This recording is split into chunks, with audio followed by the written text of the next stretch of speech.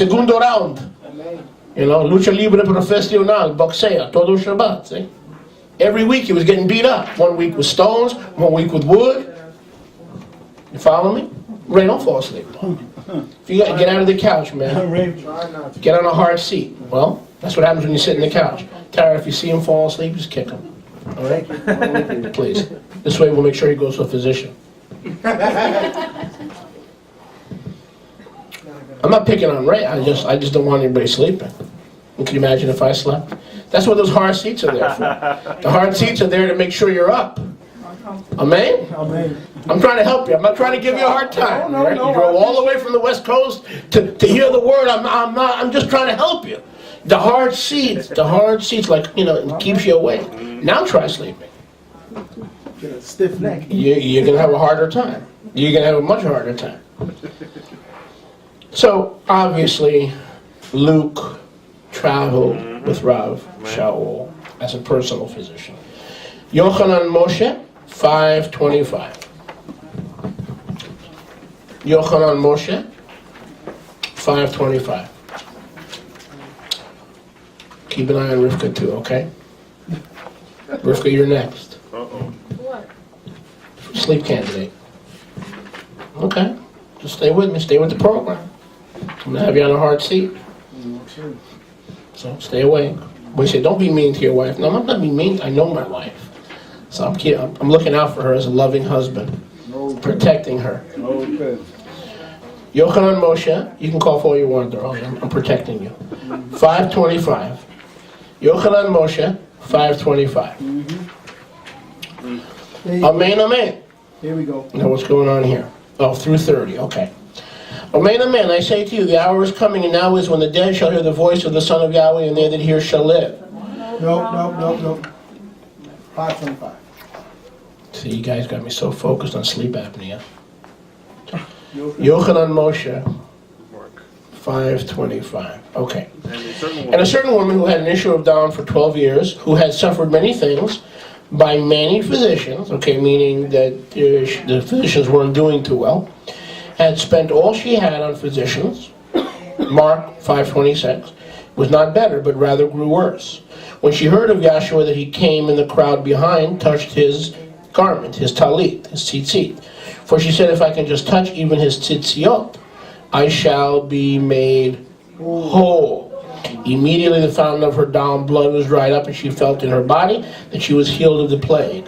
And Yahshua, immediately knowing in himself that power had gone out of him, turned around to the crowd and said, who touched my clothing for healing? Because I perceive that power has gone out of me. In other words, she did not touch his sweater or his coat.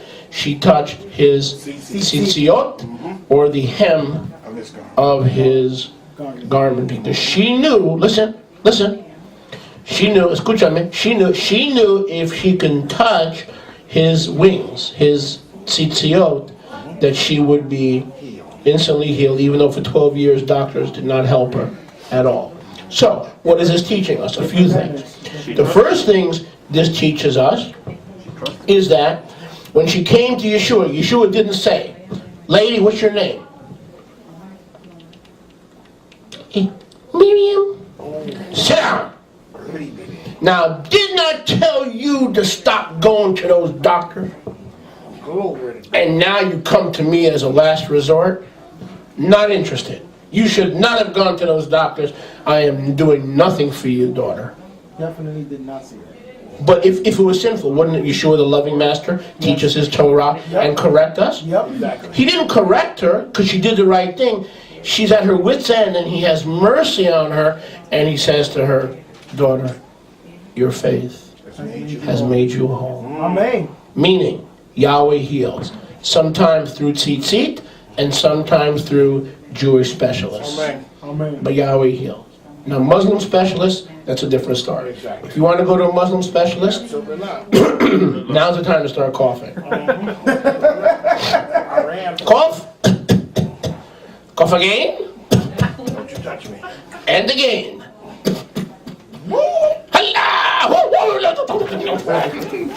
Oh, lollipop. I need lollipop right now. You know. Muslim, oh my, a Muslim specialist is checking me out.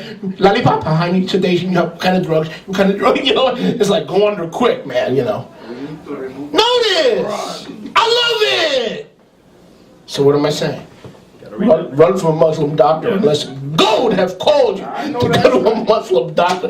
Otherwise, ask for a lollipop or don't make the appointment in the first place. Exactly. Hello. Read the name on the door. Exactly. Hint, if it's Dr. A.K. Khan III, you're in the wrong place. Barami. Run. Who? Barami. Barami. Leave my president alone. No, Barami. Oh, okay. Don't start with the politics. We're having a good Shabbat. No politics. Dr. Edu Barami. Okay. Barani, yeah, whatever. He's a run. He's one of those you got to watch out for. Exactly. Okay, so Yeshua is like, of course, daughter, who touched me?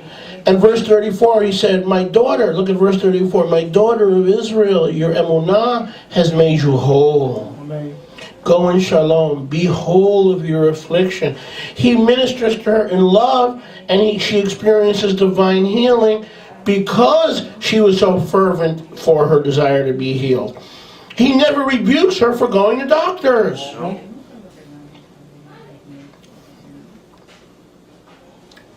Can I hear a good amen? Amen. She had a problem with continual bleeding, hemorrhaging. Physicians could not heal her, even though she'd been to many and spent all of her money. She thought, if I can touch his tzitzit. Now let me ask you a question. Why did this woman get the idea that if she touched his tzitzit, she would be healed? Does anyone know? She knew Torah.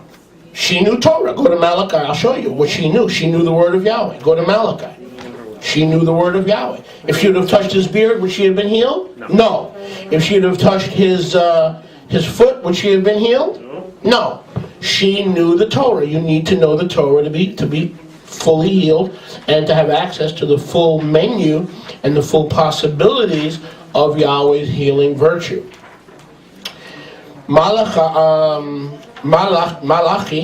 chapter 4, verse 2. 4:2. But to those who fear my name, Yahweh, shall the Son of tzedakah, righteousness, rise with healing in his four-cornered tzitzit, or in his wings, and you shall go forth as grow up his calves of the stall. Now, the Son of Righteousness, Yeshua the Anointed One, the Messiah, was not a chicken. He did not have chicken wings. So the wings that Malachi 4:2 is talking about is what every Israelite male is commanded to wear, which are the fringes or the tzitzit of the garment. So she knew that the Son of Righteousness would rise, and instead of being hemorrhaging, she would grow up strong and grow up healthy if she can just touch his wings. And these were the wings that she was looking to touch, his wings. Because he wasn't a chicken. He didn't have chicken wings. But these were the wings. And if you're an Israelite man, you also should have wings. Numbers 15:15 tells us why to have wings. Because whenever we feel like doing something immoral or sexually impure or other thing, and now we have to take off our pants, uh-oh. Uh-oh. And then your partner in crime will ask you, what's that? This shows that I'm a disciple of Yahweh. Baby, let's get married. What? So, exactly, they're designed to protect you. Baruch Hashem. I know no men struggle with that. I wish I was talking to somebody here. I know that I'm not talking to anybody here. Of course not. Of course not. So Yeshua never rebuked her for visiting doctors all of her life. She was hooked on doctors. She went from one to another. She spent all her money on doctors. And Yeshua said, look, no, he didn't rebuke her. He loved her and admired her faith. The same faith that took her to all those doctors is the same faith that took her to Yeshua. The same faith that she pressed through so that she can what? She can touch his wings so the Son of Righteousness could rise with healing in his wings so she can grow up as a young calf rather than die prematurely. Can I hear a good amen? Amen. Go with me to Matityahu. Thank you. That was a good amen. Matityahu 9:12. Oh, yes. Matityahu. Matityahu 9:12.